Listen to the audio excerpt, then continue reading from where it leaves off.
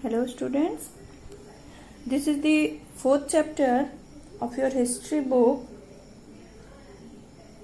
that is Tribal Discourse and the Vision of a Golden Age. Humans started their living in clusters so as to get mutual support and assistance for safeguarding themselves against wild animals.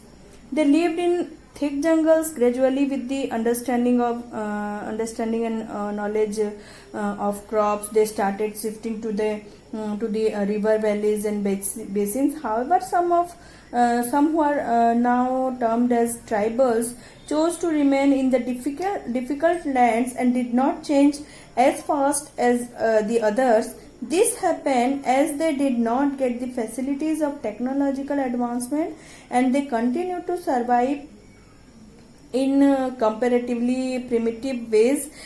In this chapter, we shall study about tribal life in India and the impact of British colonial rule on them. Okay. In the village of Chota Nagpur in Jharkhand, a man whose name was Birsa in 1895 was seen roaming the forest. People considered that Birsa could cure all diseases and increase grain output. He himself declared that he has been appointed by God to free people from trouble and slavery. Therefore, thousands of people from tribal group following him. Birsa was born in a family of Mundas, that is a tribal group lived in Chota Nagpur, and his followers included other tribal of the region like Santals and Orans. So all these tribal peoples were unhappy with the British rule. They were in their ways of life seemed to be disappearing by British rule. Their livelihoods were under threat. Their religion appeared to be in danger. So they feel unhappy with the British rule. Students, you have already read about these tribal societies in your last class. People who did not form part of the agrarian or industrial societies in developed areas came to be known as a tribal. In Hindi, they are commonly called Adivasi, a word which is coined by the combining of word Adi from old times, and Vasi means inhabitants. They lived in different difficult terrain and therefore continued with their primitive customs, traditions, religious beliefs.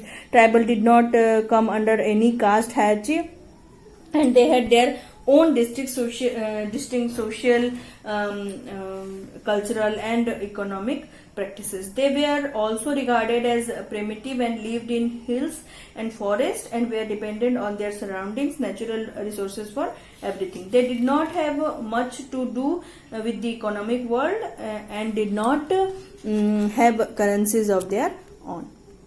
Now, how did tribal groups live? By the 19th century, tribal people in different parts of India were involved in a variety of activities. Now, what are they? Some were jhum cultivators or shifting cultivators. The tribes who believed in some cultivation started small scale farming on small patches of land. They cleared small areas of forest by burning down the vegetation. The ash was then used as a fertilizer and tilled back into the soil while cultivating. Once the land lost its fertility, the tribe used to move on to another suitable area and repeat the same process. Hunter-gatherers.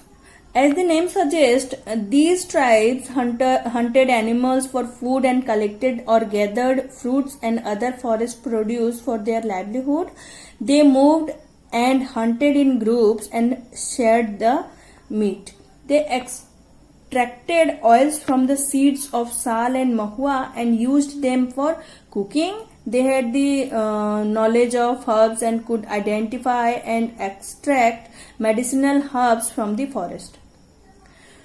However, this was a rare commodity and they could barter these for other needs. When they visited the villages and towns, they even migrated once the forest area was become inadequate to meet their requirements.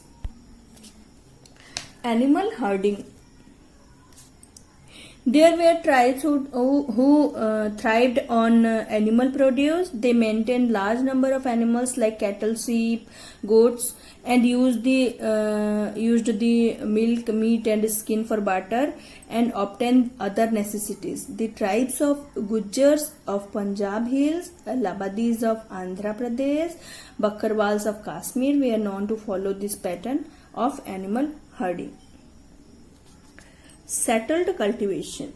These tribes settled down on a particular piece of land. They devised the land of ownership on account of inheritance from original forest dwelling families.